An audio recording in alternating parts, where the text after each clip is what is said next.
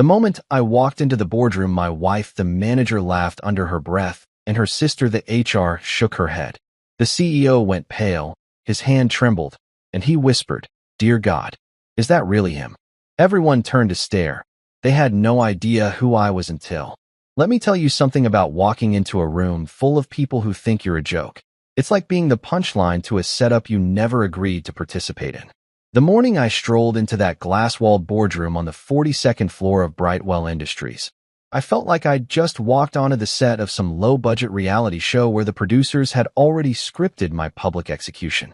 The fluorescent lights were doing that annoying flicker thing that makes everyone look slightly deceased, and the air conditioning was pumping out that corporate freeze that's supposed to keep people alert, but mostly just makes them wish they'd worn a parka to work. The whole place smelled like expensive coffee and cheaper decisions, which, now that I think about it, pretty much sums up the entire company culture. My wife? Okay, fine, ex-wife, because apparently I need to keep reminding myself that the divorce papers weren't just a fever dream. Isabella was standing near the head of the table like she owned the damn place.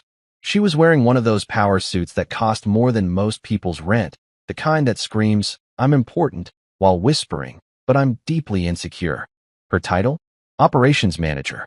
Self-proclaimed, naturally, because Isabella has always had this beautiful gift for inflating her own importance like a balloon at a kid's birthday party, right before it pops, and everyone pretends they weren't startled. When she saw me walk through those double doors, she let out this laugh, this awful, fake, polite little chuckle that sounded like someone was trying to swallow a mosquito while simultaneously maintaining their composure at a funeral. It's the kind of laugh that makes you want to check if your fly is down or if you've got spinach in your teeth. Except I knew damn well I looked good. I'd made sure of it. Standing right next to her, because of course she was, stood Chloe, Isabella's sister and the company's HR director, which is basically like appointing a fox to guard the henhouse and then acting surprised when all the chickens mysteriously disappear. Chloe had this look on her face, this disappointed headshake thing she does that makes her look like a guidance counselor who just caught you smoking behind the gym. She's got a PhD in gossip, I swear to God. The woman could probably teach a masterclass on how to destroy someone's reputation using nothing but passive-aggressive comments and strategically timed coffee breaks. When she saw me, her eyes did this little narrow thing, like she was disappointed I hadn't shown up in rags, pushing a shopping cart full of my broken dreams and maybe some recycling. Sorry to disappoint you, Chloe, but I cleaned up pretty damn well since you and your sister decided I wasn't good enough for the family brand. But here's where things got interesting. And by interesting, I mean absolutely priceless. The CEO, Daniel Briggs, this silver-haired relic who probably thinks disruption is what happens when his golf game gets rained out, was mid-sentence when he looked up and saw me. I'm talking full-on froze like someone had hit the pause button on his entire existence. The color drained from his face faster than water circling a drain. Going from that fake tan orange he probably pays way too much for at some exclusive spa to a shade of white that would make a ghost feel self-conscious. His coffee cup, one of those pretentious ceramic things with the company logo that probably cost $40, started rattling on the mahogany table like we were experiencing a localized earthquake that only affected overpriced dishware and executive egos. "Dear God," he whispered, and I'm pretty sure everyone in the room heard it, because the acoustics in these glass boxes are absolutely ridiculous. Is that really him? His voice had this quality to it, like he'd just seen Bigfoot walk into a board meeting wearing a Rolex. Except somehow this was worse, because Bigfoot doesn't usually show up with a briefcase full of acquisition papers and a smile that says, "Remember me?" You know that thing that happens in movies when everything goes quiet and you can suddenly hear every tiny sound amplified times 1,000? That happened. I swear the air conditioner stopped breathing. The fluorescent lights seemed to dim. Somewhere in the distance, I'm pretty sure an intern dropped their phone. Everyone turned to look at me like I was some kind of ghost, some specter from the past who'd crawled out of the corporate graveyard to haunt their overpriced lattes and their quarterly earnings reports. They were looking at the man they'd erased, the unambitious husband that Isabella had dumped faster than you can say gold digger, when she thought she could climb the corporate ladder faster without me weighing her down with my apparent lack of killer instinct and my annoying habit of having, actual ethics. The thing is, though, And this is the part that makes me smile every single time I think about it. The ladder she climbed? Yeah, I built that thing. Board by board, rung by rung. I constructed the entire damn framework that she's been strutting around on like she invented ambition. 7 years ago, I was the quiet analyst working in the background, the guy nobody paid attention to at company parties because I wasn't loud or flashy or interested in playing the corporate politics game. I was the one who designed the company's original data architecture, the entire backbone of their operations system that made everything run smoothly. I created algorithms that saved them millions. I streamlined processes that had been broken since before half these people even worked here. And when Isabella and her family, because let's be honest, Chloe was involved in this decision too, pushed me out, suggested that maybe I should explore other opportunities because I wasn't a good fit for the company culture, I walked away quietly. I didn't make a scene. I didn't send angry emails or post bitter rants on LinkedIn or do any of the things that burned-out employees do when they're trying to salvage their dignity from the wreckage of their careers. I just left, packed up my desk, said goodbye to the 3 people who actually liked me, and walked out of that building with nothing but a cardboard box and a burning desire to prove every single one of them wrong. And you know what I did? I started again, from scratch. Founded my own consulting firm called Zenith Core Solutions, working out of a cramped apartment that smelled like the previous tenant's questionable life choices, taking on clients that the big firms wouldn't touch because they were too small or too complicated or too honest. I worked 16-hour days, survived on coffee and spite, and slowly built something that actually mattered. The kind of company that their CFO probably lies awake at night worrying about. The kind of operation that makes established corporations nervous because we're nimble and smart, and we don't have layers of bureaucratic nonsense slowing us down. Within 3 years, Zenith Core was profitable. Within 5, we were acquiring smaller firms. And now? Now we're the kind of company that buys out struggling corporations and fixes them. Which brings me back to today, to this moment, to this absolutely beautiful morning where everything I've worked for is about to collide with everything they thought they'd gotten rid of. Today's meeting? The one they'd marked on their calendars as strategic partnership announcement, with little question marks next to it because nobody really knew what it meant. This wasn't about partnership. Partnerships are for equals, for companies that respect each other, for situations where both parties walk away feeling good about the arrangement. Spoiler alert, I wasn't there to partner. I wasn't there to shake hands and smile for the press release photos and pretend that bygones were bygones and that we could all just move forward like adults. No, I was there to own the room. Literally. Because here's the thing that nobody in that boardroom knew yet. The beautiful secret that was about to detonate like a bomb made of karma and spreadsheets. I didn't just show up as some hotshot consultant offering my services. I showed up as their new owner, the majority stakeholder, the guy who, through a series of completely legal and utterly satisfying business maneuvers, now controlled 72% of Brightwell Industries and everything in it, including Isabella's fancy office with the view she probably posts on Instagram every other week, Chloe's HR department that she runs like her personal gossip column, and Daniel's executive parking spot that I'm definitely keeping for myself because heated seats are non-negotiable. I watched them all staring at me, their faces cycling through confusion and recognition and dawning horror like they were experiencing the 5 stages of grief in fast forward, and I felt something I hadn't felt in 7 years. Pure, unfiltered satisfaction. Not revenge, exactly, because that sounds petty and small. This was justice. This was the universe finally balancing the scales. This was every person who'd ever been underestimated, overlooked, or pushed aside getting to walk back into the room and say, "Remember me? Yeah, I remember you too," and I brought receipts.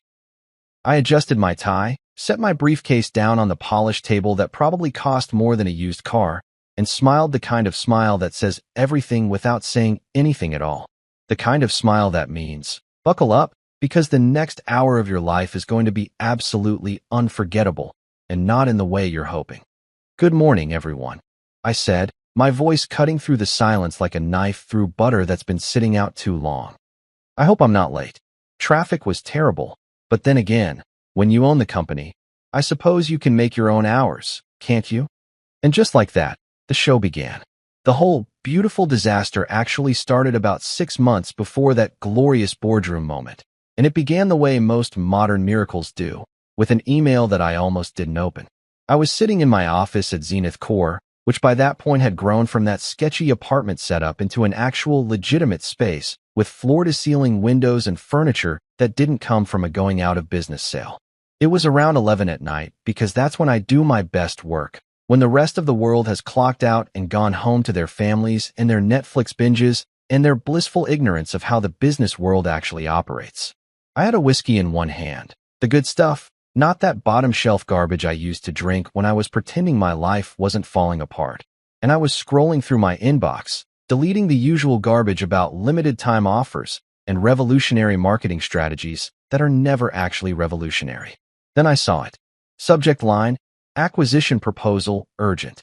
Now, I get emails like this probably 3 times a week from companies that are either legitimately struggling or just fishing for suckers with deep pockets and shallow critical thinking skills. Most of them go straight to trash because I learned a long time ago that urgent in a subject line usually means we've been ignoring this problem for 6 months and now we're panicking. But something about this one made me pause. Maybe it was the whiskey talking, or maybe it was that sixth sense you develop after years of swimming with corporate sharks, but I clicked it open anyway. And that's when I saw the sender's information, and I swear to God, I actually laughed out loud. Not a polite chuckle, a full-on, throw your head back, scare the cleaning lady down the hall kind of laugh that probably made me sound like a supervillain who'd just discovered his nemesis was actually an idiot.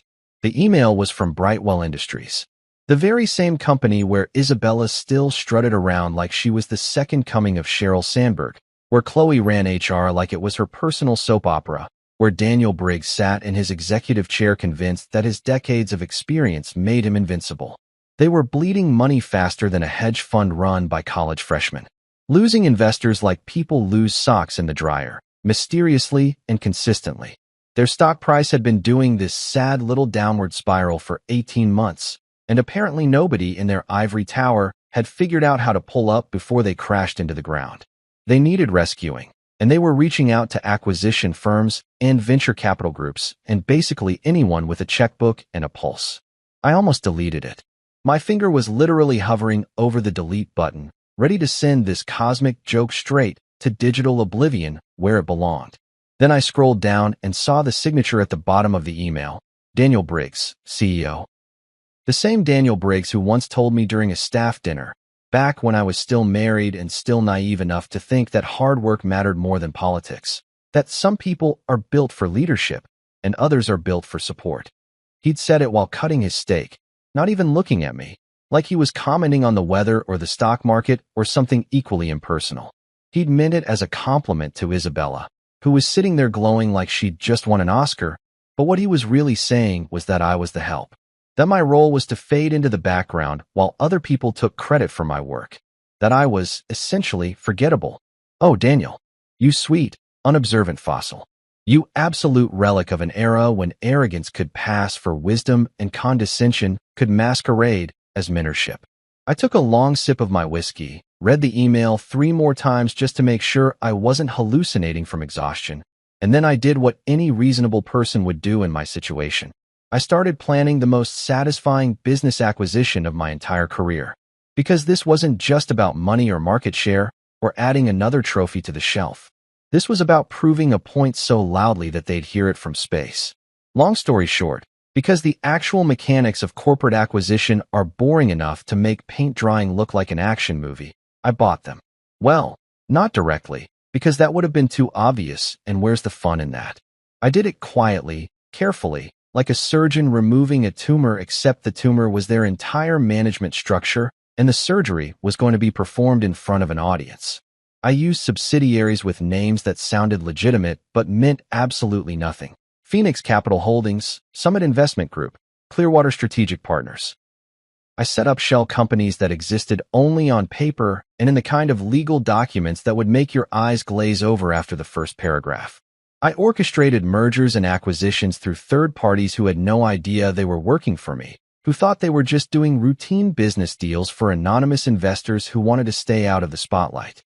And the whole thing was written in language so mind-numbingly dull that I'm convinced nobody under the age of 50 would ever actually read it. Pages and pages of whereas and heretofore and party of the first part, and all that legal garbage that makes you want to fake your own death just to get out of finishing the document. It was beautiful. It was art. It was the corporate equivalent of hiding a bomb inside a fruitcake and watching someone unwrap it on Christmas morning. By the time Isabella's department noticed that something was changing, that ownership structures were shifting and new names were appearing on official documents, I already owned 72% of the company. I had controlling interest.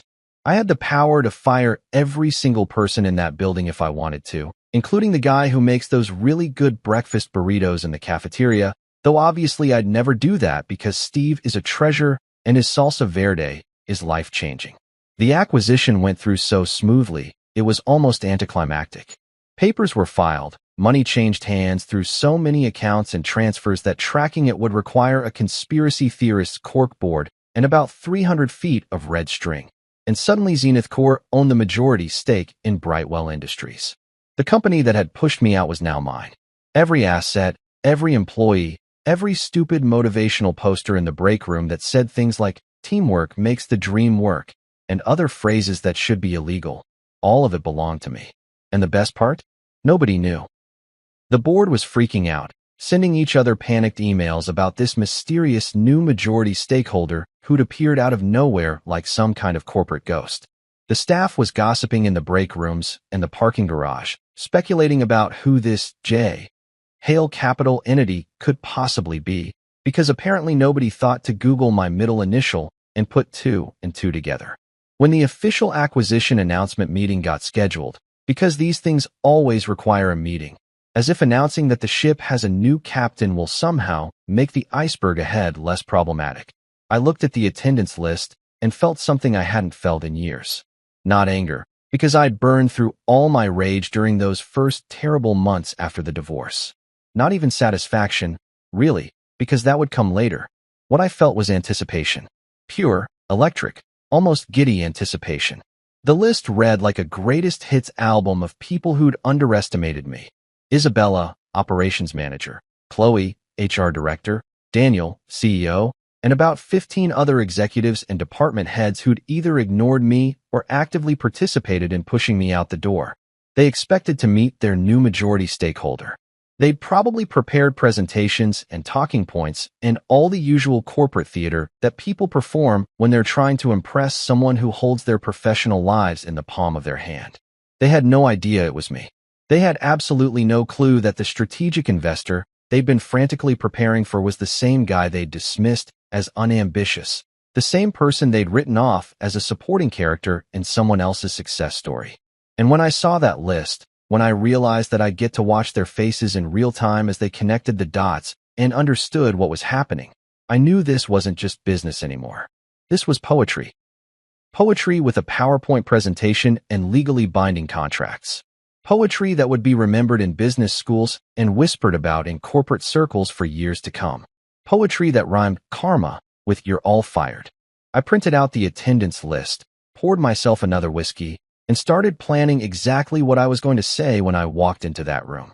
Because I'd only get one shot at this moment, one chance to deliver the kind of entrance that people would be talking about long after I was gone, and I was going to make damn sure it was perfect. Every word, every pause, every carefully calculated expression on my face, it all had to be flawless. And you know what the beautiful thing was? I had 6 weeks to prepare.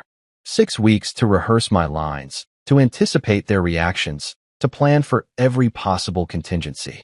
6 weeks to enjoy the delicious irony of watching them scramble to save a company that I already owned.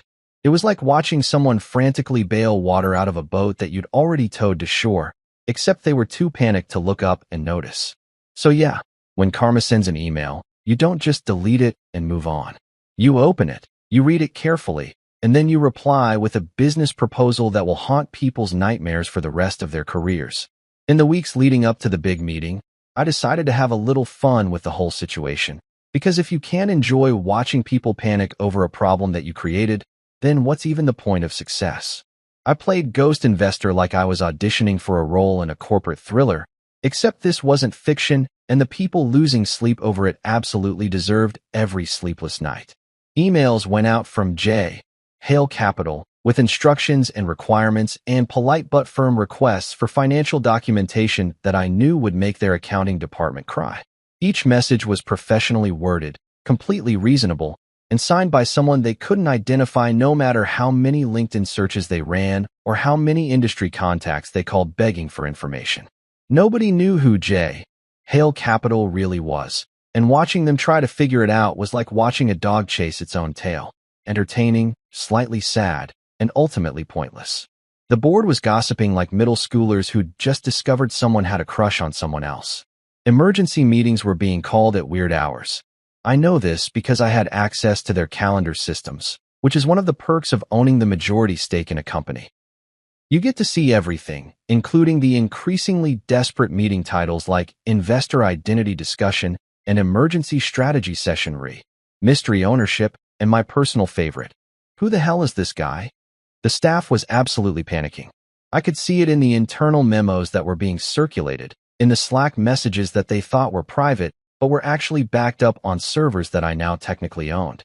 People were updating their resumes. The smart ones, anyway. The ones who'd been around long enough to know that when mysterious investors show up and start asking uncomfortable questions about financial irregularities, it usually means someone's about to get thrown under the bus, and that bus is probably on fire and heading toward a cliff. The cafeteria was apparently buzzing with rumors. Some people thought we were a hedge fund. Others were convinced we were foreign investors, which is hilarious because I'm about as foreign as apple pie and baseball. One particularly creative rumor suggested we were a front for a tech billionaire who wanted to strip the company for parts, which wasn't entirely wrong except for the billionaire part.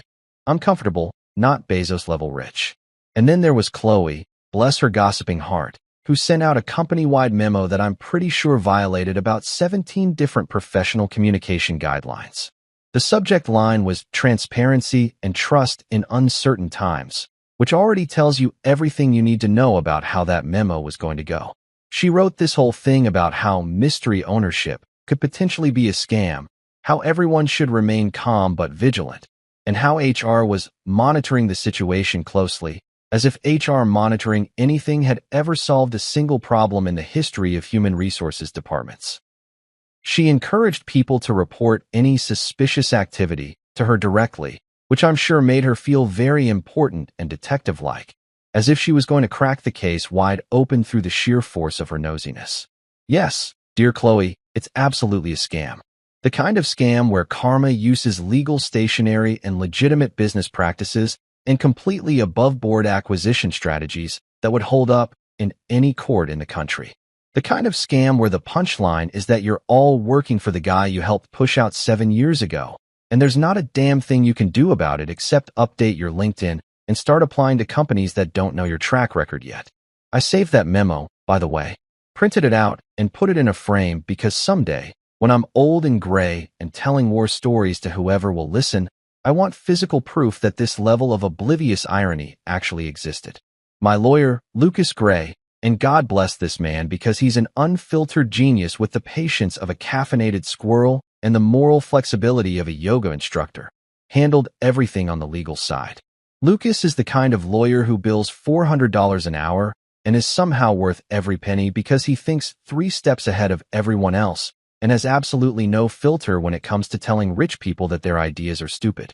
We met at a conference about 5 years ago, bonded over our mutual disdain for corporate doublespeak, and he's been my legal consigliere ever since. When I first told him about the Brightwell situation, he literally rubbed his hands together like a cartoon villain and said, "Oh, this is going to be good." One afternoon, about 3 weeks before the big reveal, Lucas and I were sitting in my office going over the final paperwork. He was drinking an espresso that probably had enough caffeine to kill a small horse, and I was pretending to focus on contracts while mostly just enjoying the mental image of what was coming. Lucas looked up from his laptop, pushed his glasses up his nose in that way he does when he's about to say something either brilliant or completely inappropriate, and asked, "So you're really going to let your ex find out in person? Not even a courtesy heads-up email?" "Absolutely," I said, and I'm pretty sure I smiled like someone who'd just won the lottery except instead of money. The prize was existential dread for people who deserved it. If I could frame the look on her face and hang it in my office, I would. Maybe get it printed on canvas, really make it a statement piece. Lucas grinned, and it was the kind of grin that defense attorneys probably have nightmares about. "You're terrifying," he said, taking another sip of his liquid anxiety. "I love it. This is why I went to law school. Not to write wills for old ladies or defend white-collar criminals who definitely did it, but for moments like this. For legally sanctioned revenge that will probably end up as a case study somewhere." We spent the next hour filing the final transfer papers, making absolutely sure that every single detail was airtight, that there were no loopholes or technicalities that could come back to bite us. Everything went through a holding firm that we'd set up specifically for this purpose, named Zenith Core Group LLC, which was close enough to my actual company name that I'd remember it, but vague enough that nobody would immediately make the connection. The paperwork was dense, boring, and absolutely bulletproof. We used language that had been vetted by 3 different legal teams, structured the acquisition in a way that had been done 1,000 times before by legitimate companies, and made sure that when someone eventually did try to challenge it, because someone always tries to challenge these things, they'd find nothing but properly filed documents and legally sound business practices.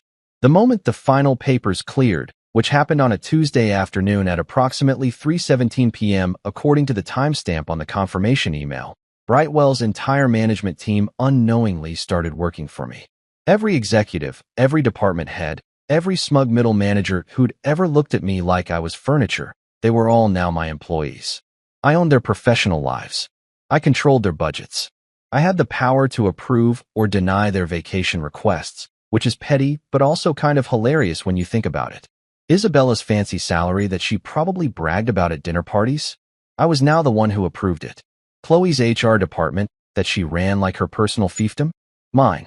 Daniel's executive compensation package that probably included things like country club memberships and a car allowance? All mine to review and potentially revoke. Lucas and I sat there in my office after the confirmation came through, and he raised his espresso cup like he was toasting at a wedding. "To poetic mergers and miserable exes," he said, and the absolutely deranged look of joy on his face probably mirrored my own. We clinked his tiny espresso cup against my whiskey glass, which was objectively ridiculous, but felt completely appropriate for the occasion. "You know what the best part is?" I asked, leaning back in my chair and putting my feet up on the desk like I was some kind of movie mogul, which I guess I kind of was now. They have no idea. They're walking around that building right now, probably having meetings about how to impress the mystery investor, how to put their best foot forward, how to convince this unknown entity that they're worth keeping around. And the whole time, they're preparing presentations for me. Lucas laughed, the kind of laugh that suggested he was already imagining the look on their faces. "How much prep are you doing for the big meeting?" he asked. "Please tell me you've been rehearsing your entrance. This is too good to wing it." "Lucas, I've been rehearsing my entrance since the day I got that email," I said. "I've got 3 different versions depending on how the room feels when I walk in. I've practiced my facial expressions in the mirror like I'm preparing for an audition. I've timed out exactly how long to pause before speaking to maximize the awkward silence. This is going to be perfect." He shook his head, still grinning. "You're either going to go down in business history as a legend, or you're going to get sued so hard that your great-grandchildren will still be paying legal fees. Possibly both." "Worth it," I said, and I meant it.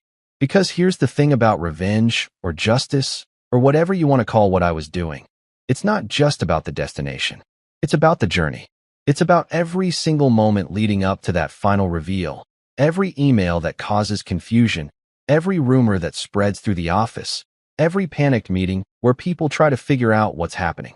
It's about watching people who underestimated you slowly realize that they made a catastrophic error in judgment, and knowing that there's nothing they can do to fix it because the damage is already done and the contracts are already signed. The ghost in the spreadsheet wasn't just a financial entity. It was the embodiment of every doubt they'd ever had about me, every dismissive comment, every condescending smile. And now that ghost owned the whole damn building. The morning of the meeting, I woke up at 5 a.m. without an alarm, which is what happens when your body knows something monumentally satisfying is about to occur and decides sleep is for people who don't have corporate vendettas to fulfill. I lay there in bed for a solid 20 minutes, just staring at the ceiling, running through everything in my head one more time like an athlete visualizing their performance before the Olympics, except instead of going for gold, I was going for the look of absolute horror on my ex-wife's face. I'd already picked out my outfit 3 days earlier, which is extremely unlike me because normally I just grab whatever's clean and doesn't look like I slept in it. But today was special. Today required strategy, and that strategy extended all the way down to my choice of cufflinks. I showered, shaved, did the whole morning routine that normally takes me 15 minutes, but today took 45 because I kept stopping to look at myself in the mirror and practice my entrance expression. Not too smug. That would make me look petty. Not too serious. That would make me look bitter. I needed to hit that sweet spot of, I'm completely in control and also mildly amused by all of this, which is apparently harder to nail down than you'd think. By the time I was done with the bathroom portion of my morning, I'd gone through approximately 7 different facial expressions and settled on what I call benevolent conqueror, slightly raised eyebrow, hint of a smile, eyes that say, I know something you don't know, and you're going to hate it. For the outfit, I went with a tailored navy suit that I'd bought specifically for this occasion from this place downtown, where they measure you like you're getting fitted for armor and charge you enough money that you seriously consider whether you really need both kidneys. The suit fit like it had been painted on, which sounds uncomfortable, but actually just means that every line was perfect, every angle was sharp, and I looked like the kind of person who shows up in a boardroom and makes decisions that affect thousands of lives before lunch. I paired it with a crisp white shirt, left the collar open because ties are for people who still care about impressing others, and I was way past that point, and added a watch that cost more than my first car. The watch was important, not because I'm materialistic, but because executives notice watches the way mechanics notice engine sounds. It's a tribal recognition thing, and I wanted them to see that watch and immediately recalculate their entire assessment of who I'd become. I stood in front of my full-length mirror, the one I'd bought after the divorce when I was furnishing my new place, and decided I was done living like a college student, and I actually laughed. 7 years ago, I'd walked out of the Brightwell building carrying a cardboard box full of personal items that included a coffee mug that said, World's Okayest Analyst, and a dying succulent that I'd named Gerald. I'd felt small, defeated, like someone had crumpled me up and tossed me in the recycling bin of corporate America. Today, I looked like I could buy that building, knock it down, and build something better in its place, which, technically, I kind of could since I now own the majority stake in the company that leased it. I grabbed my briefcase, the expensive leather one that Lucas had bought me last Christmas with a note that said, for carrying important documents and also your enormous ego, and headed out. The drive to Brightwell took exactly 32 minutes, which I know because I timed it during my practice run last week. Yes, I did a practice run. Yes, I'm aware that's possibly insane. No, I don't care because this day had to be perfect. I listened to my revenge playlist on the way over. Don't judge me. Everyone has a revenge playlist, and if you say you don't, you're either lying or you've never been properly wronged. Mine included everything from classical music that makes you feel like a mastermind to rap songs about success that are probably too aggressive for morning traffic, but felt absolutely appropriate for my mood. Walking through the lobby of Brightwell Industries felt like walking through a museum dedicated to my past life. Everything was exactly how I remembered it. The same ugly abstract art on the walls that probably cost 6 figures and looks like someone sneezed paint onto a canvas. The same massive reception desk made of marble that's designed to make visitors feel small and unimportant. The same sterile corporate atmosphere that smells like air freshener trying really hard to mask the scent of broken dreams and recycled air. But here's the thing. This time, I wasn't walking through it as someone who worked there. I was walking through it as someone who owned it. And that shift in perspective made everything look different. That ugly art, I could replace it. That intimidating desk, I could have it removed. This whole soulless corporate environment, mine to change or keep exactly as it was just to remind everyone of what used to be. Employees were everywhere, doing that morning shuffle where everyone's half awake and clutching coffee like it's a life preserver. A few of them did double takes when they saw me, and I could practically see the gears turning in their heads as they tried to figure out why I looked familiar. Some of them probably remembered me from 7 years ago, back when I was just another face in the crowd, another name on an email chain, another person they passed in the hallway without really seeing. Now I was walking through their lobby in a suit that cost more than their monthly rent, and they were whispering to each other like I was some kind of celebrity who'd wandered in off the street. The receptionist, a young woman named Amy who definitely wasn't working here when I left and therefore had no idea who I was, looked up from her computer with that professional smile that receptionists perfect on their first day. "Good morning. Can I help you?" "I'm here for the 9 o'clock meeting," I said, and I made sure to smile because there's no reason to be rude to people who haven't done anything wrong. "Conference room B, I believe." She checked her computer, her perfectly manicured nails clicking on the keyboard. "And your name, sir?" "Julian Hale," I said, and I watched her face carefully to see if the name registered. It didn't, which meant that either she was new enough that company gossip hadn't reached her yet, or the gossip mill had done an excellent job of erasing me from collective memory. Both options were fine with me. "Perfect, Mr. Hale. Can I get you anything? Coffee? Water?" She was already reaching for the phone, probably to alert someone upstairs that their mysterious investor had arrived. "Make it a double," I said, because I was going to need the caffeine and also because I've always wanted to say that line like I was ordering at a bar instead of requesting office coffee. Sarcasm burns calories. Amy blinked at me, clearly not sure if I was joking or if that was some kind of rich person thing she wasn't wealthy enough to understand, then laughed nervously and picked up the phone. "Someone will be right down to escort you up," she said, and I could hear the subtle change in her voice. That little uptick of respect that people get when they realize they're talking to someone important. It's fascinating how quickly people's attitudes shift when they think you have power. 7 years ago, I could have stood at this desk for 20 minutes and nobody would have rushed to help me. Today, I'd barely finished saying my name before she was mobilizing the troops. I stood in the lobby, briefcase in hand, and pulled out my phone to check messages. Lucas had texted me about 10 minutes earlier. "Remember, be calm, not cocky. Professional, not petty. You're better than they are, so act like it." Lucas, ever the voice of reason, trying to keep me from going full supervillain during what was arguably the most important meeting of my professional life. I typed back, "Lucas, I am calm. My sarcasm just wears Prada." I could practically hear him sighing through the phone screen. The elevator ride up to the 42nd floor was cinematic in a way that felt almost scripted. Just me, alone in this glass elevator, watching the floors tick by on the digital display while I caught glimpses of different departments through the windows: customer service on 15, marketing on 23, finance on 31. All these people working away, completely unaware that their world was about to shift on its axis. The elevator had mirrors on 3 sides, which was either incredibly pretentious or incredibly useful, depending on your perspective, and I used the time to check myself one more time. Hair, perfect. Suit, immaculate. Expression, somewhere between, "I'm here to help," and "I'm here to ruin your day." Nailed it.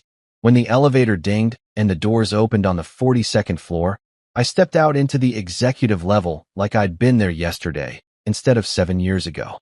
Everything was nicer up here, thicker carpet, better lighting, actual plants instead of plastic ones. This is where the real money worked, where decisions got made over catered lunches and handshake deals that affected thousands of employees who'd never set foot on this floor. A young man in an aggressively boring gray suit was waiting for me, looking nervous in the way that junior executives always look nervous when they're assigned to babysit someone important.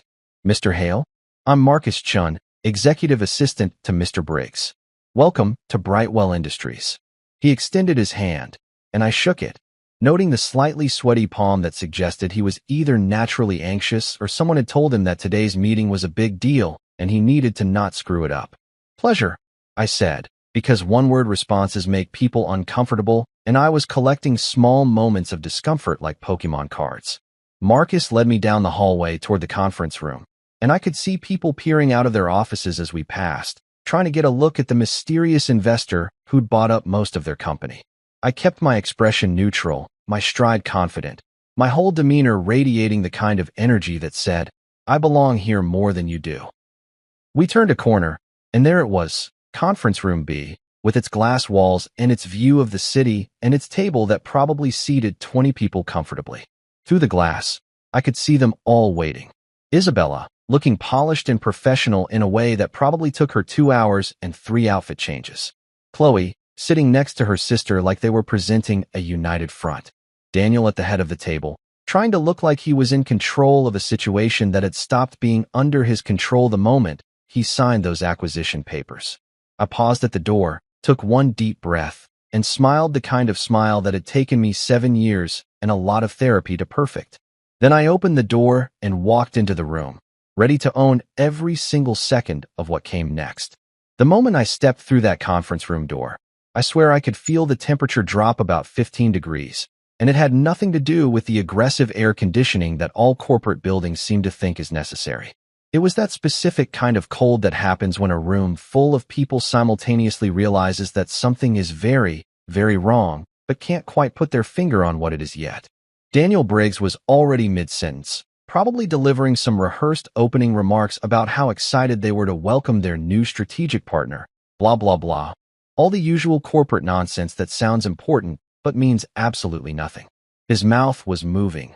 Words were coming out, but the second he looked up and actually saw me standing there in the doorway, everything just stopped. I mean everything. His sentence died mid-word, hanging in the air like a cartoon character who'd just run off a cliff and was waiting for gravity to kick in. His hand, which had been gesturing towards some PowerPoint slide about quarterly projections or market positioning or whatever executives talk about when they're trying to avoid discussing actual problems, froze in place like someone had hit pause on a remote control. The color started draining from his face in real time, going from that fake-baked tan that rich guys get at expensive spas to a shade of pale that would make a vampire look healthy. It was beautiful. It was art. It was everything I'd been imagining for 6 months compressed into one perfect moment of dawning horror. Ladies and gentlemen, Daniel started again, his voice cracking slightly like a teenager going through puberty. Our new investor is here to discuss. He was trying so hard to maintain his composure, to pretend that everything was fine and this was just a normal business meeting. But I could see his hands shaking slightly as he gripped the edge of the conference table.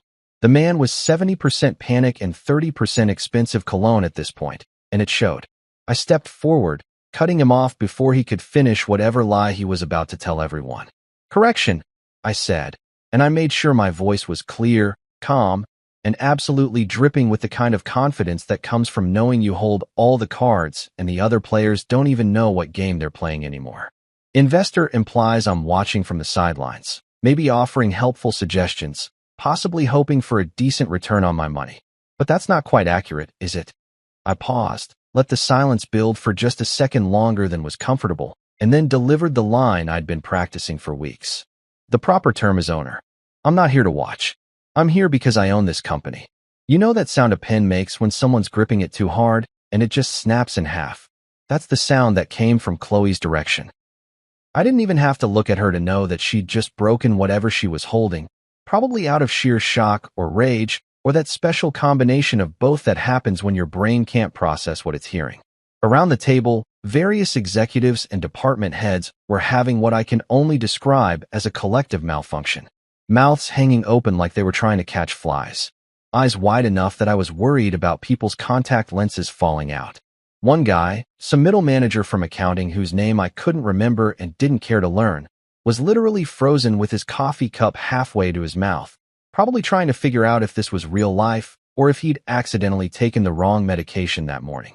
Isabella went pale first, then her face flushed red, then it settled somewhere in between like her body couldn't decide whether to faint or explode. But then, and this is why I divorced her in the first place, she pulled out that fake PR smile that she uses when she's trying to pretend everything is fine while internally screaming. It's the same smile she used when her mother criticized her cooking at Thanksgiving. The same smile she used when I asked her why she'd been working late with her colleague, Derek, every Thursday for 6 months. The same smile that says, "I'm in control of this situation," when literally everyone in the room knows she's not. "Oh, Julian," she said, and her voice had that sickeningly sweet quality that makes your teeth hurt just hearing it. "You're here representing Zenith Corp? That's wonderful, honey. I mean," she caught herself, realized she'd just called her ex-husband honey in front of her entire executive team, and tried to recover. "I mean, that's wonderful for the company. Your firm has such a great reputation." I let her finish, let her dig that hole just a little bit deeper, and then I smiled. Not a big smile. Just a small one. The kind that doesn't quite reach your eyes and makes people nervous because they can't tell if you're being friendly or planning their destruction. "No, Isabella," I said, and I took genuine pleasure in watching her face as I continued. I'm not representing Zenith Core. I am Zenith Core. The company you're thinking of, the consulting firm with the great reputation, that's mine. I built it. I own it. And now, through a series of completely legal and thoroughly documented business transactions, I also own this place. The silence that followed was so complete that I could hear someone's stomach growling 3 seats down. It might have been Daniel's. The man looked like he was having some kind of existential crisis and possibly a mild heart attack simultaneously. I decided to take advantage of the moment and really drive the point home, because if you're going to make a dramatic entrance, you might as well go all the way. I walked over to the laptop that was connected to the projector, the one that Daniel had been using for whatever boring presentation he'd prepared, and I pulled out a USB drive from my briefcase. I hope nobody minds, I said, even though it was very clear that I didn't actually care whether anyone minded or not. But I took the liberty of preparing my own presentation. I think you'll find it illuminating. I plugged in the drive, opened my files, and pulled up a slide deck that Lucas and I had spent approximately 40 hours perfecting. The title slide appeared on the screen in large, professional letters. When Ego Meets Due Diligence. A comprehensive review of Brightwell Industries' financial irregularities and structural failures. A few people around the table actually laughed, nervous little chuckles that suggested they thought this might be a joke, that maybe this was all some elaborate prank, and we'd all have a good laugh about it later over overpriced drinks at whatever bar executives go to when they're pretending to be normal people. But I wasn't laughing. I just stood there, waiting for the laughter to die down, and when it did, the atmosphere in the room shifted from "this might be a joke" to "oh my God, this is really happening." Let's talk about operations, I said, advancing to the next slide, which showed a detailed breakdown of Isabella's department's spending over the last 3 years. Every expense, every budget item, every single dollar that had been allocated and spent under her watch. Specifically, let's talk about how nepotism looks great on LinkedIn. Really impressive. Sounds very family-oriented and warm, but it looks absolutely terrible on profit margins and even worse in quarterly earnings reports. The room chuckled nervously, that uncomfortable kind of laughter that happens when people aren't sure if they're allowed to find something funny or if laughing will get them fired. A few brave souls were openly grinning now, probably the ones who'd been passed over for promotions, while Isabella's friends and family got hired into cushy positions. I could see them sitting up straighter, leaning forward slightly, like they were watching a train wreck in slow motion and couldn't look away even if they wanted to. Lucas, who'd slipped into the room at some point during my entrance because he has a gift for appearing exactly when things are about to get interesting, was leaning against the back wall, trying desperately not to laugh.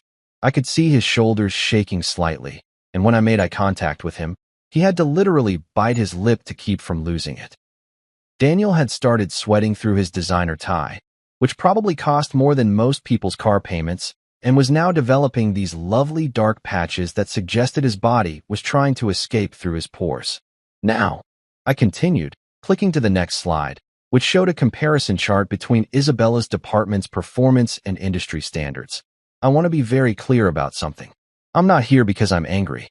I'm not here because I'm bitter about the past or holding grudges or anything petty like that. I'm here because I ran the numbers. And the numbers are frankly embarrassing. I turned to look directly at Isabella, who looked like she wanted to either throw something at me or crawl under the table and hide. Your department has consistently underperformed while somehow managing to overspend. That takes talent, honestly. Like, you have to really work at being that inefficient. Someone near the end of the table, I think it was Marcus, the nervous assistant who'd escorted me up, made a sound that was halfway between a cough and a laugh. Several other people were now openly smiling, no longer trying to hide their amusement, because it was becoming increasingly clear that the old guard was being taken down and maybe, just maybe, this meant opportunities for people who'd actually been doing their jobs competently. I advanced to another slide, this one showing a timeline of hiring decisions in Isabella's department, with helpful little flags marking every time someone related to or personally connected to her had been brought on board. What's particularly interesting, I said, pointing to a cluster of hires that had all happened within a 3-month period, is this pattern here. See these names? That's your college roommate, her boyfriend, his cousin, and someone who I believe you described in the hiring paperwork as a really good friend who needed a fresh start. Touching, really. Very community-oriented. Except that none of them had any relevant experience, and 3 of them are currently being investigated for expense report fraud, but we'll get to that later. Isabella finally found her voice, and when she spoke, it came out sharp and defensive, like a cornered animal trying to decide whether to fight or flee. This is completely inappropriate, Julian. You can't just what? I interrupted, and I kept my voice pleasant, conversational, like we were discussing the weather instead of the systematic dismantling of her professional reputation. Can't review the financial records of a company I own? Can't present factual information about departmental performance to the board of directors? Can't point out that your department has been operating like a jobs program for your social circle, while actual qualified candidates got passed over? I paused, let that sink in, and then delivered the kicker. Actually, Isabella, I can do all of those things. That's what ownership means. I wasn't angry anymore. That was the honest truth. Anger had burned out somewhere during year 2 of building Zenith Core, replaced first by determination and then by something much more useful, detached amusement. I was having fun. Genuine, actual fun. The kind you have when you're playing a game you know you've already won, but you're enjoying the process of revealing it to everyone else. Just when I thought the meeting couldn't get any better, Chloe decided to make her grand entrance into the conversation, because apparently watching her sister get professionally demolished wasn't enough motivation to keep quiet and hope nobody noticed her. Chloe has always had this thing where she can't let Isabella fight her own battles, like they're still kids on a playground, and she's the older sister who has to step in every time someone says something mean. Except we're not on a playground anymore. We're in a boardroom, and the person saying mean things has receipts, legal documentation, and a controlling stake in the company that employs them both. She stood up so fast her chair rolled backward and hit the credenza behind her with a loud thunk that made everyone jump. Her face was flushed, that specific shade of red that happens when someone's blood pressure is probably doing things that would concern a medical professional, and she pointed at me like she was a prosecutor in a TV drama about to deliver a devastating closing argument. "This feels like harassment, Mr. Hale," she said, her voice shaking with what I can only assume was a mixture of rage and the dawning realization that her entire professional life was about to get very complicated. "This is creating a hostile work environment, and as the HR director, I cannot allow." "Oh, I'm sorry," I said, cutting her off mid-sentence and putting on my best expression of shocked innocence, the one I'd practiced specifically for this moment. "Is honesty against company policy now? Because if it is, that's a fascinating development. I must have missed that particular memo during your diversity and inclusion seminar." I paused, let that sink in for a second, and then continued. "You know, the one where you spent 45 minutes talking about creating safe spaces for authentic communication, and then the rest of the day making sure nobody actually communicated anything authentic because it might hurt someone's feelings." A few people around the table tried to disguise their laughter as coughs, but they weren't fooling anyone. There's a specific sound that happens when someone's trying not to laugh in a professional setting. It's like a sneeze mixed with a hiccup, and it's absolutely unmistakable. I could see shoulders shaking, people suddenly becoming very interested in their notepads, one woman literally biting the inside of her cheek, so hard I was worried she might draw blood. Even Marcus, the nervous assistant who'd escorted me up here, had his hand over his mouth like he was thoughtfully considering what I'd said, but his eyes were crinkled at the corners in a way that suggested he was absolutely loving every second of this.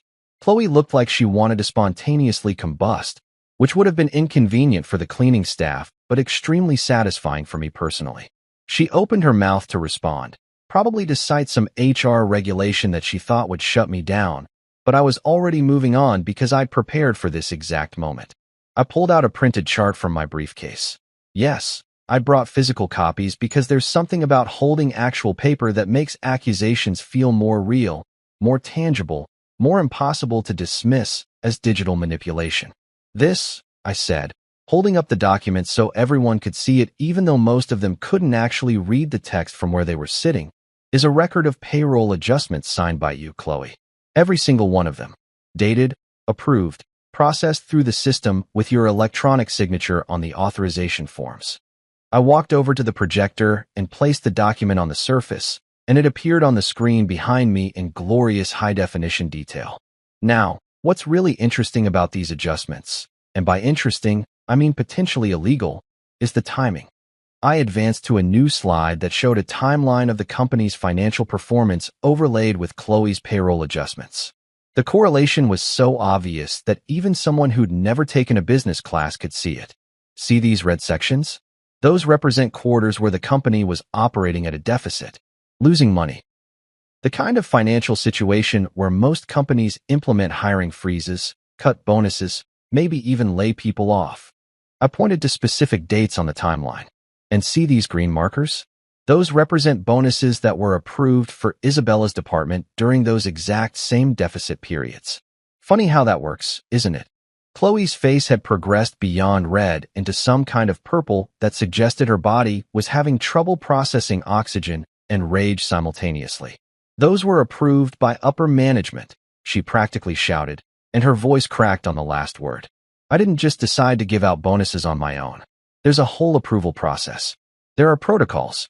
Daniel, who'd been sitting there looking like a man watching his legacy dissolve in real time, finally spoke up, and his voice was so quiet I almost felt bad for him. Almost. No, he said, and he wouldn't look at Chloe when he said it, which was honestly the most telling thing of all. No, they weren't. I never approved those bonuses. I never even saw the paperwork for most of them. The silence that followed was the kind of awkward that makes you physically uncomfortable, like you're watching someone's life fall apart, and you can't look away even though you know you should probably give them some privacy. Chloe was staring at Daniel like he'd just betrayed her in the worst possible way, which I guess he kind of had, except he was just telling the truth about something she'd apparently lied about for years. Isabella had her head in her hands, probably calculating how much of this was going to end up on social media, and whether she could feasibly move to another country where nobody had heard of LinkedIn. Well, I said, because the silence was getting too heavy and I still had about 15 more slides to get through. This is awkward. Guess HR stands for highly reckless instead of human resources. Though honestly, that's probably more accurate for most HR departments anyway. I let that land, watched a few people around the table try to suppress smiles, and then I did something I'd been planning for weeks. I pulled up a document that showed every single bonus, every salary adjustment, every little financial favor that had been granted to people in Isabella's department over the last 4 years. For those of you keeping score at home, I continued, the total amount of unapproved bonuses and salary adjustments comes to approximately $4.2 million over a 4-year period. That's not embezzlement, technically, because the money did go to actual employees for actual work, but it's definitely fraud, and it's absolutely grounds for immediate termination and possible legal action. I looked directly at Chloe, who looked like she might either throw up or throw something at me. I'm sure you meant well. I'm sure you thought you were helping your sister build a strong team. But intent doesn't actually matter when you're breaking company policy and potentially violating federal regulations about financial oversight. Someone at the far end of the table, I think it was the CFO, a quiet woman named Patricia who'd been with the company for 20 years and had probably been watching this corruption happen in real time without being able to do anything about it, actually started clapping. Just slow, deliberate claps that echoed through the conference room like we were at the end of a movie where the underdog finally wins. A few other people joined in, not loud applause or anything, just this subtle acknowledgement that someone had finally said what they'd all been thinking for years. Chloe looked around the room, seemed to realize that she had exactly 0 allies left, and tried one more desperate tactic. You can't prove any of this was intentional, she said, but her voice had lost all its conviction. You can't prove that I knew those approvals hadn't been properly authorized. I was operating on good faith that the documentation I received was legitimate. I smiled, and it wasn't a nice smile. It was the smile of someone who'd spent 6 months preparing for exactly this moment and had anticipated every possible defense. Actually, Chloe, I can prove it. Because in addition to the payroll records, I also have emails. Lots of emails. Including one particularly interesting exchange between you and Isabella where you explicitly discuss how to process bonuses without getting Daniel's signature because, and I quote, he's being difficult about department budgets again. I pulled up the email on the screen, and I watched Chloe's face as she read her own words displayed for the entire executive team to see. The email was from 2 years ago, and it was incredibly detailed about exactly how they planned to circumvent the normal approval process. It even had little smiley face emojis at the end, which somehow made it worse. Like they were discussing fraud with the same casual cheerfulness that most people use when planning a birthday party. That was taken out of context, Chloe said weakly, but nobody was buying it anymore. The evidence was literally on the screen. Her own words, her own electronic signature, her own admission that she'd deliberately bypassed proper authorization channels. Isabella finally looked up from her hands and spoke, and her voice was so different from the confident, polished tone she'd used earlier that she almost sounded like a different person. "Julian, please," she said, and there was something almost desperate in her voice. "Can we discuss this privately? This doesn't need to be done in front of everyone." "Actually, it does," I said, and I kept my voice level, professional, completely devoid of emotion. "Because this isn't about our personal history. This isn't about our marriage or our divorce or any of the personal drama that you probably think is motivating all of this. This is about financial irregularities, breach of fiduciary duty, and systematic violations of corporate governance policies. And those things need to be addressed publicly, with witnesses, so that everyone understands that the new ownership is serious about accountability." I looked around the room, made eye contact with as many people as I could. I want to be very clear about something. For those of you who have been doing your jobs competently, ethically, and professionally, and I know there are quite a few of you because I've been reviewing everyone's performance records, you have nothing to worry about. Your positions are secure. In fact, you'll probably find that working conditions improve significantly once we implement some actual oversight and accountability measures. Patricia, the CFO, raised her hand slightly like she was in a classroom. "Mr. Hale, does this mean you'll be conducting a full audit of all departments?" "Absolutely," I said. "Starting next week, we'll have an independent auditing firm come in and review everything. Every department, every budget line, every expense report. I want to know exactly where this company stands financially, and I want to identify any other areas where policy violations might have occurred." I turned back to Chloe and Isabella. "And for those of you who haven't been doing your jobs ethically, well, I'd suggest you start updating your resumes, because this ship is getting a serious course correction." The meeting had officially stopped being about strategic partnerships or future plans and had become something else entirely, a reckoning. And judging by the expressions around the table, about half the people in the room were terrified about what that meant for them, while the other half were quietly celebrating the fact that someone was finally holding the right people accountable. By the time we reached the financial review portion of the meeting, which was always going to be the main event, the headliner, the moment where everything truly fell apart, Daniel Briggs looked like a man who'd just watched his entire career get fed through a paper shredder in slow motion while someone filmed it for YouTube. His face had gone from pale to gray, which I didn't even know was possible in living humans. And there was this sheen of sweat on his forehead that suggested his body was trying to escape the situation through his pores since the rest of him was stuck in that chair. He'd loosened his tie at some point, which for a guy like Daniel who probably irons his pajamas was basically the equivalent of showing up to work naked. I advanced to the next section of my presentation, and this was the part I'd been looking forward to almost as much as the initial reveal. "Now let's talk about the numbers that really matter," I said, pulling up a slide that showed Brightwell's reported earnings versus their actual earnings for the last 5 years. The difference between the two lines on the graph was so dramatic it looked like someone had drawn it as a joke. These blue bars represent what you've been reporting to investors and stakeholders. Very impressive growth, consistent upward trajectory, the kind of numbers that make shareholders happy and keep stock prices stable. I let that sit for a moment, watched people lean forward to study the graph, and then I pulled up the overlay.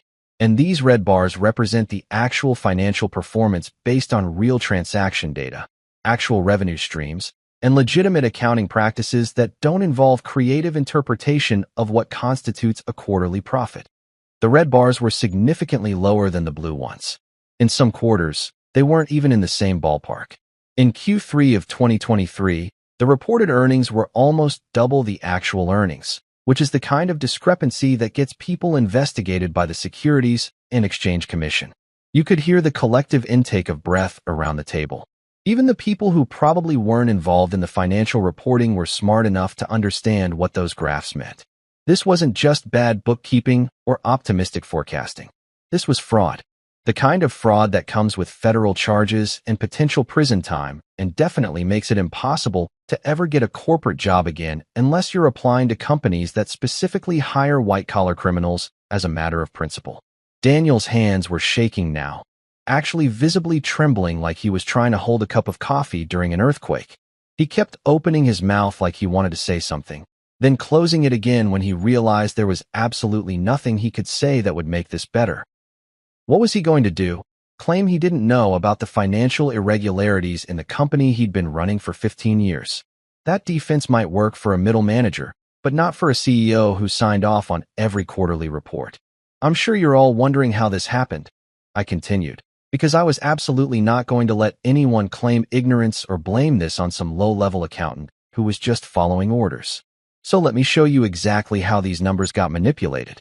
I pulled up another slide. This one showing a flowchart of fake vendor contracts, phantom consulting fees, and revenue that had been counted twice or sometimes 3 times by routing it through different subsidiary accounts. It was actually kind of impressive in its complexity, like someone had put real thought and effort into creating the most elaborate financial shell game possible. See these vendor names? I pointed to a list of companies that appeared repeatedly in the financial records. Apex Solutions, Summit Consulting Group, Clearwater Services, LLC. They all sound legitimate, don't they? Professional names, proper paperwork, everything looks above board. I paused for effect. Except that none of these companies actually exist. They're shell corporations set up specifically to create fake expenses that could then be used to justify budget increases and hide where money was actually going. I clicked to the next slide, which showed the registration documents for these fake companies. Every single one of them had been registered to addresses that turned out to be UPS stores or virtual office spaces. And every single one of them listed the same registered agent, a law firm that specialized in helping companies set up discrete business entities for privacy purposes, which is code for, we help you hide money from people who might ask uncomfortable questions about where it came from. And here's the really interesting part, I said, zooming in on the signature lines of the registration documents. Every one of these shell companies was authorized by someone in this room. I didn't say who, didn't point fingers, just let that information hang in the air like smoke from a fire that was about to consume everything. People started looking at each other, trying to figure out who was responsible, who they could blame, who was going to be the sacrificial lamb when this whole thing inevitably went public. Patricia, the CFO, looked like she might actually be sick. She'd gone completely white, and her hands were gripping the edge of the table so hard her knuckles had turned into little white knobs. I signed some of those vendor approvals, she said quietly, and her voice was shaking. But I was told they were legitimate contractors. I was given documentation, references, everything looked proper. I know, I said, and I actually meant it. I'd done my homework on Patricia, and she was one of the good ones, someone who'd been trying to do her job correctly while being systematically undermined by people above her who had different priorities. And that's why you're not being held responsible for this. You acted on information you were given in good faith. But someone had to create that false information in the first place, and someone had to approve the creation of these shell companies, and someone had to authorize the movement of funds through fake vendor contracts. Every eye in the room turned to Daniel, and I watched him physically shrink in his chair like he was trying to become small enough to slip through the cracks in the floor and disappear. He looked at me, and for a moment, I almost felt sorry for him. Almost. Then I remembered that condescending comment about leadership and support, about how some people were built for one thing and others were built for something else, and any sympathy I might have felt evaporated like morning dew in August. "Julian," he said, and his voice came out as barely more than a whisper. "What do you want?" It was the question I'd been waiting for, the moment where he finally admitted that he had no power left, no leverage, no cards to play. He was asking for terms like a defeated general negotiating surrender, except this wasn't a war, and there were no terms that were going to save him. I leaned back against the table, crossed my arms, and looked at him with an expression that I hoped conveyed exactly how little sympathy I had for his situation. "What do I want?" I repeated, pretending to think about it, even though I'd known the answer to this question for 6 months. "I want accountability, Daniel. I want everyone in this company to understand that the days of cooking the books and playing fast and loose with financial regulations are over. I want investors to actually get honest reporting about what their money is doing. I want employees to work for a company that operates ethically and legally. I paused, let that sink in, and then added with just a hint of a smile. And I want the company car. The one you've been driving. Because those heated seats are genuinely excellent for the soul, and I feel like my soul could use some heating right about now. A few people actually laughed at that. Real genuine laughter that suggested the tension in the room was starting to break. Even in the middle of what was essentially a corporate execution, people still appreciated a good joke about luxury car features. Lucas, still leaning against the back wall, was grinning so wide I thought his face might split in half. But Daniel wasn't laughing. He looked like he'd aged about 15 years in the last 45 minutes, and when he spoke again, his voice had this quality of defeat that was almost painful to hear. "What happens now?" he asked, and I could tell he already knew the answer but needed to hear it said out loud. Before I could respond, Maya Patel spoke up. She was the financial officer, younger than Patricia, sharper than most of the executives in the room combined, and someone who I'd already identified as essential to keeping during the transition. She'd been sitting quietly through most of the meeting, taking notes on her tablet, and occasionally pulling up documents on her laptop to verify things I was saying. "Mr. Hale's data is accurate," she said, and her voice cut through the room with the kind of authority that comes from actually knowing what you're talking about. "I've been running parallel audits for the last 3 months, quietly, on my own time, because I suspected something was wrong with our reporting. Everything he's presenting matches my findings." The room went completely silent. This wasn't just me, the vengeful ex-husband with an axe to grind, making accusations. This was their own financial officer confirming that the company had been operating fraudulently. Chloe, who'd been sitting quietly since her email got exposed, finally spoke up, and her voice had this desperate edge to it. "Those numbers could be interpreted different ways," she said. "Financial reporting is complicated. There's always room for interpretation and—" "Ma'am," Maya interrupted, and there was no respect in that "ma'am," just barely concealed contempt. "Excel doesn't lie. Spreadsheets don't have opinions. The numbers are the numbers, and the numbers say that this company has been committing securities fraud for at least 5 years, possibly longer." She turned to look directly at Daniel. "And as the CEO who signed off on every quarterly report, you're personally liable for all of it." I almost clapped. I wanted to give Maya a standing ovation right there in the middle of the boardroom because she'd just delivered the kill shot with the kind of professional precision that you can't teach in business school. Daniel looked like he might actually pass out. His breathing had gotten shallow, and he kept pulling at his collar like it was strangling him, which emotionally it probably was. "I think," I said, deciding to put him out of his misery because watching someone have a panic attack in real time was starting to feel less like justice and more like cruelty. "We should take a short break. 15 minutes. Get some air, get some water, call your lawyers if you need to. And then we'll reconvene to discuss next steps, which will include immediate leadership changes, a comprehensive external audit, and cooperation with whatever regulatory bodies decide they want to investigate this situation." People started standing up immediately, like I'd just released them from detention. Some of them practically ran out of the room, probably to start making phone calls or updating their resumes, or just to get away from the oppressive atmosphere of watching an empire crumble. Isabella and Chloe left together, whispering furiously to each other, and I made a mental note to check if there were any recordings of whatever they were about to discuss in the hallway. Daniel just sat there, staring at the table, looking like a man who'd just realized he'd built his entire legacy on a foundation of lies, and it was all coming down at once. Lucas walked over to me, handed me a bottle of water that he'd apparently conjured from nowhere, and said quietly, "You know this is going to make national news, right? This is too big to keep quiet." "I know," I said, taking a long drink of water because my throat was actually sore from talking. "That's kind of the point." The argument got so loud during the break that it made headlines before we'd even finished lunch. I'm guessing one of the junior executives who'd been sitting near the back, had their phone recording when Isabella completely lost it in the hallway. I mean, full-on meltdown, screaming at the top of her lungs like we were on a reality TV show instead of in a corporate office building. The video showed her pointing at me, her face red and twisted. with rage, shouting, "He's just bitter I left him. This is all because he couldn't handle me being more successful." Unfortunately for her, I had the best possible response ready, and the cameras caught every second of it.